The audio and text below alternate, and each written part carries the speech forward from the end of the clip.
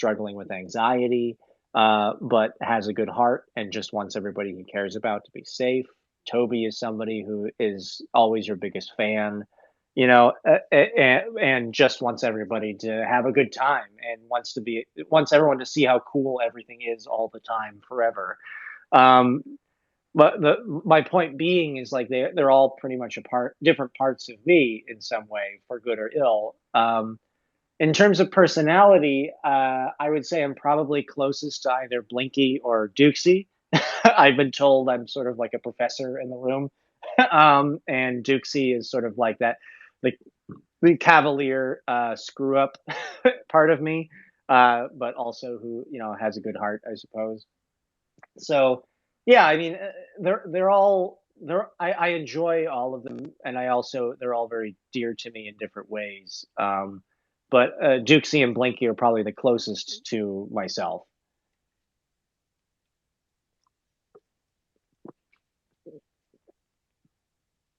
Sorry, Phoebe's just I'm trying to type. Yeah. sorry. It's Sorry, all good. the Google Docs is a mess. I'm so sorry. But someone's It's going through totally and fine. editing it for me. I've been on Zoom calls for a year and a half, just talking to blank faces staring at me. So this is totally fine. I just wrote me with like 20 different words. Sorry. Okay. Are there any cutscenes you wished got included in the final product from both Trollhunters and Wizards? Hmm. You know, it's interesting because there aren't like necessarily scenes that ever got cut. Usually it was like scenes that were just a little longer. Like it was usually like beats that had to be trimmed for time, or fun lines of dialogue, or that sort of thing. I think there's a few little bits here or there that I wish could have stayed in, like um, like early on in the first season of Trollhunters, when we were still trying to find like the right tone and seeing how far we could push the comedy or push the heart or push the action or the horror and that sort of stuff. We had an episode that we were loosely calling like Strickler's Day Off, um, or sorry, Strickler's Very Bad Day is what we called it in the room. And we wanted to tell a whole story, a whole episode from the perspective of Strickler as he was trying to balance the life of being a high school teacher, and this sort of secret changeling underlord who was trying to bring back the end of days, and dealing with the goblins and Bular, but also seeing the our heroes kind of interfering with it. And I actually really liked that episode. I think the studio, for whatever reason, perhaps correctly, probably correctly, felt that it was too early to do an episode entirely from the perspective of an adult, because they felt like kids wouldn't really care about adult stories. I maybe disagree with that, and I think the fandom has maybe proved me wrong if the Strict Lake fans are are any indication. Um, but yeah, so that was one. We also had pitched an idea of it's called Small Story, that was about the two smallest characters in Tales of Arcadia, Noam Chomsky and Not Enrique, and it was told from their perspective, and it was almost like a buddy cop story of them trying to, I don't know, solve something that the troll hunters had overlooked, and that would have been really fun to write. But we were pitching that in the third season, and we just couldn't really find room for it. Although there's a little vestige of it when they go in the finale, when Noam Chomsky and Not Enrique go into the Darklands to save the babies, and put them in that stone. That was sort of like that idea personified, at least, of them having to team up. Um, let's see. In Wizards, I think we had so many ideas, but we only had 10 episodes. Um, we had little vignettes here or there where I think we had like a fun bit where the Galahad in the second episode, where Galahad thought he was seeing double, and Duke, when Dukesy first spots his past self and like realizes he's there, and it's sort of a Back to the Future 2 kind of moment, like, oh crap, I can't talk to myself, or I can't be seen in the same place until I figure this out.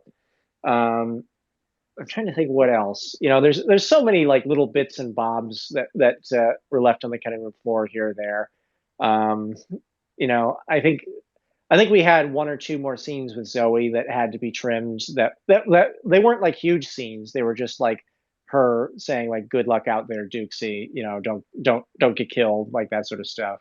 Um, you know, um, and I think we had an idea at one point that maybe they would revisit in the Wizards, that they would revisit in present day the ghost of of the Lady of the Lake. Like, you come back in present day, and all that they would revisit that enchanted forest that you saw in the past, but it had been like cut down and turned into a parking lot or something like that. And you'd realize and you'd start to see why the Arcane Order was so hell bent on restarting humanity, and also why Arthur, saw that this sort of that the world that he had thought he'd saved by sacrificing his life back in Killahead had actually turned out just as sort of like imbalanced and terrible.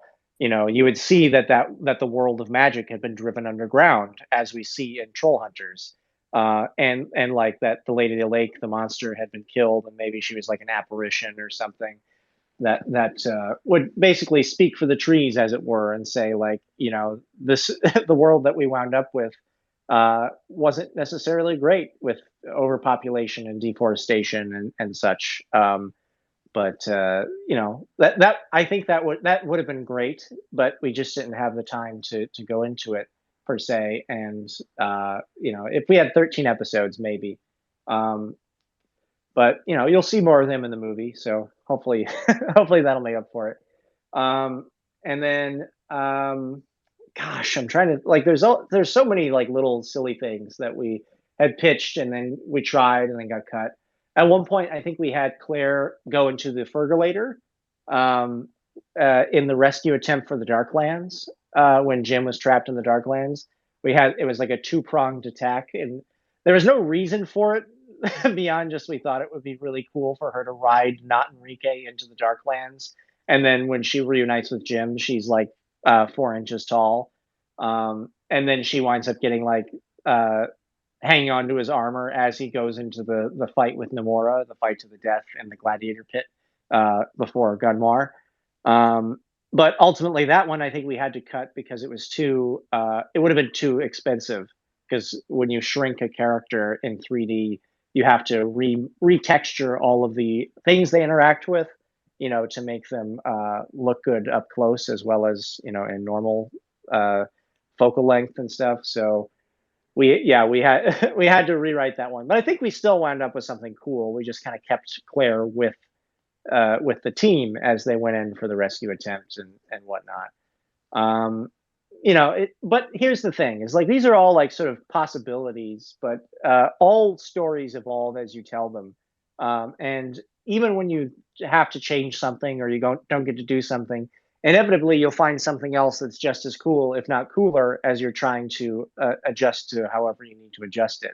So these are just kind of like fun little what ifs, but I don't think any of them were like, oh, the show would have worked way better if we did this. It was just sort of like little sort of grace notes that would have been nice. I think we also had at one point pitched that there would be like a whole episode with Claire and Morgana trapped in the Darklands together, almost like as cellmates, as they kind of work out their differences, sort of like a bottle episode. But even that, you still got a little bit of that in the episode that you saw in Wizards, where they were searching for the souls of Jim and King Arthur to see how corrupted they had become.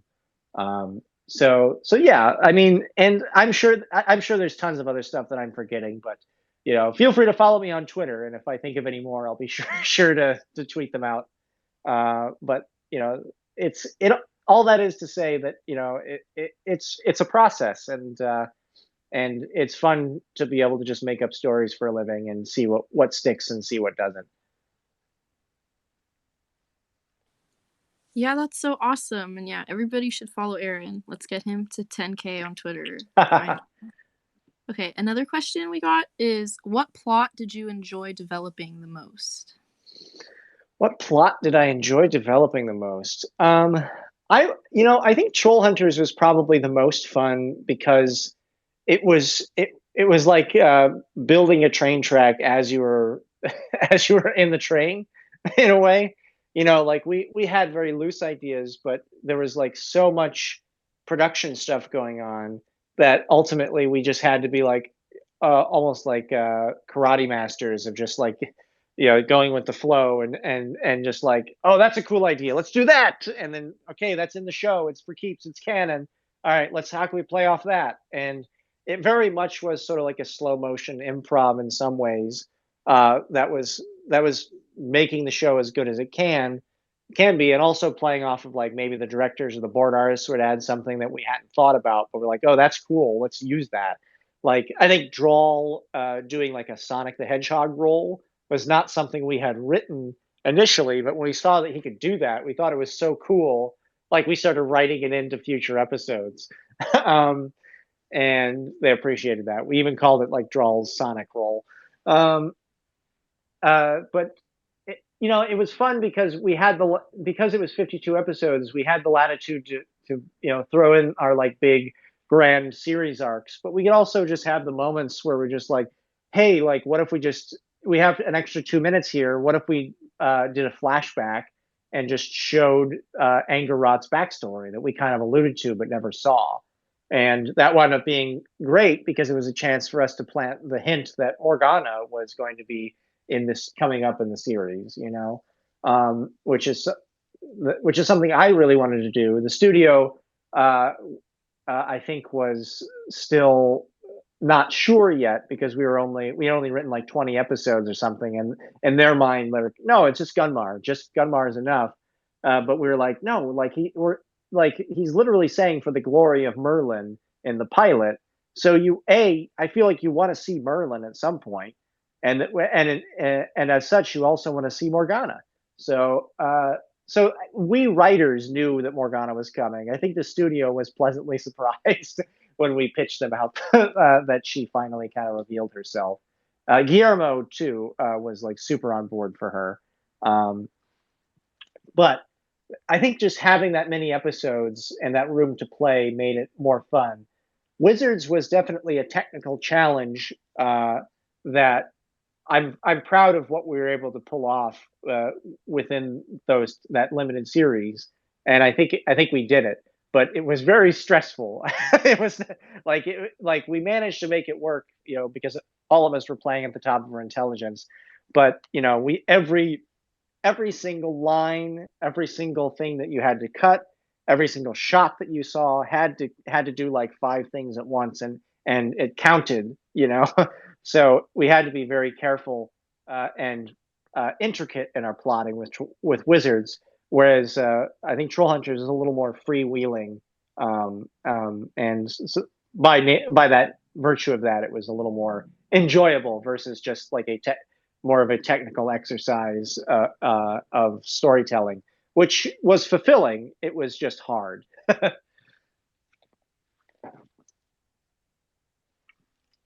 Yeah, it seems like it's pretty cool for Trollhunters, it was really cool to like kind of start all that. The last question we have is, what's your favorite villain?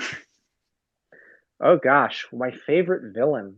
Um, I mean, Angorot was fun to create because we kind of invented him whole cloth. He was the first one. He was the first character that the writers' room came up with that was not in any of the stuff for the movie or the book or anything. But after Bular was taken out, we were like, what's a different type of villain that maybe would challenge Jim's beliefs about like what's good or what's evil, but also be formidable. He's not just a big brute. He's clever and he's a hunter. He's a troll hunter, basically an assassin, but also maybe like an assassin wizard or like or a necromancer of some sort. And it was really cool to kind of call that shot and then build out his backstory and then weave it in. and I was very happy to see that the fans responded so heavily and so readily to him. I'm also kind of proud of the King Arthur reveal as a villain. I think that we got a lot of people saying like, "Can we do that?" But ultimately we realized that King Arthur, uh, that sort of fallen hero trope, actually kind of worked as a dark reflection of Jim, and especially with the themes we were playing with in Wizards of kind of like the old conceptions of what it means to be a hero and what it means to save the world versus the new conception of like, maybe it's not about my worldview dominating your worldview, but all of us kind of coming to a consensus to coexist. Uh, that it felt kind of right to, of the to have him become sort of like this dark reflection of what Jim could have become if he just kind of became the troll hunter who just struck down people he didn't agree with. Um, so yeah, and Morgana obviously is I think probably my favorite of the villains because she became this sort of interesting anti-villain, and we never intended for her just to be like a scenery chewing, like mustache twirling bad guy. Um, we always had this idea of like she has her own point of view, and I'm glad that we were able to finally kind of explore that in Wizards, and that was something Guillermo from the start wanted to do.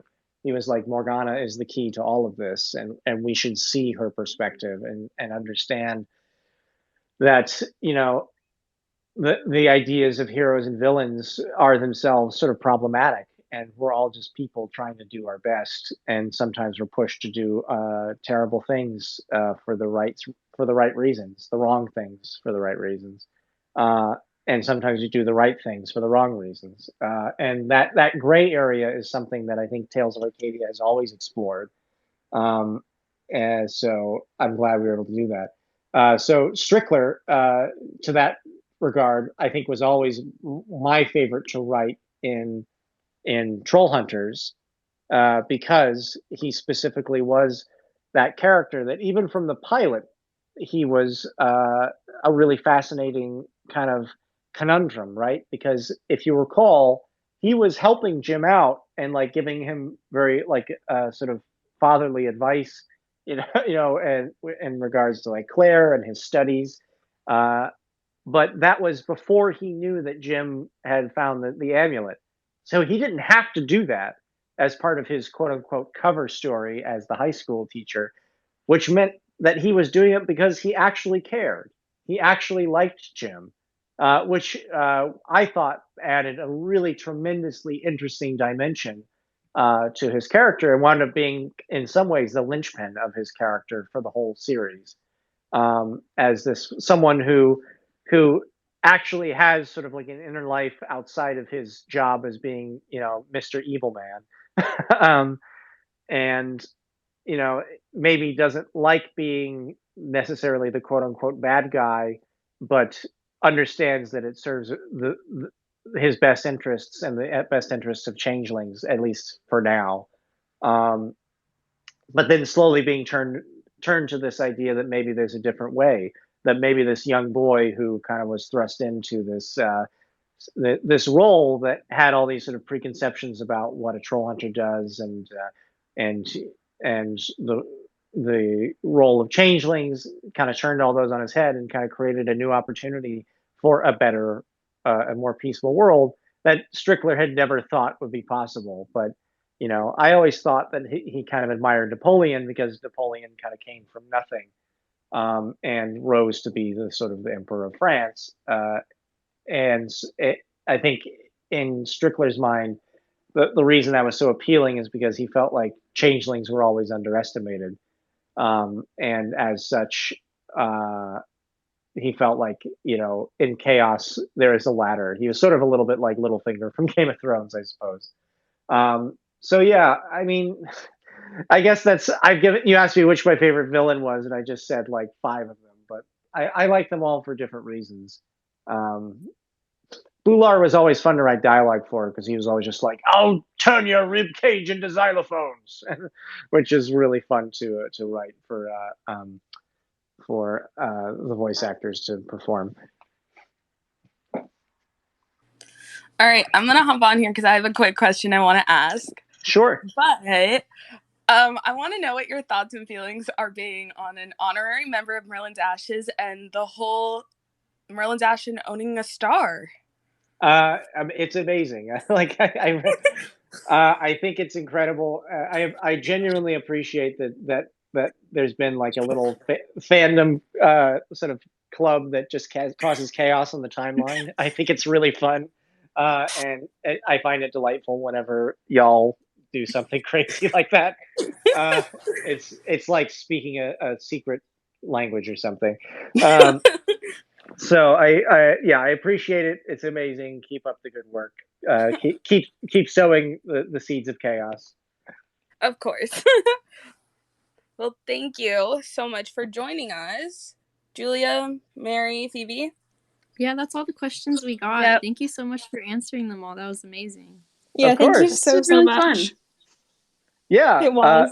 this was a lot of fun. And as always, if anybody has any follow-up questions, feel free to tweet at me. I'm happy to answer. And yeah, keep rocking. I hope everybody checks out the movie, and then also check out Tales of the a lot of the Tales of Arcadia folks went over, and we did Star Trek Prodigy, which is a new show that's coming out on Paramount Plus and Nickelodeon. And I think if you like Tales of Arcadia, you will really like this show. Even if you're not like a huge sci-fi fan or a Star Trek fan, we specifically made it for that audience to be able to have an entry point and just enjoy the story of these characters, these sort of underdogs, who find a starship and go on the road to try to find salvation in the great big universe out there. So check it out, please. And again, you can follow me on Twitter, and I'll post updates as they come. But thank you everybody for watching and for being so cool.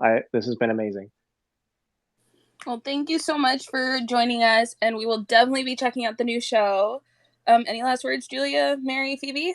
Just a big thank you from all of us. Yep. This was super great. Yeah, just thank you Yeah, so this is much. super fun, so I'm glad we got to do that. Yeah. Awesome. All right. Well, take care, everybody, and I'll see you on Twitter. Alrighty. Thank you. Alrighty. See you later. Bye. Bye. Thank you. Bye. Bye everyone.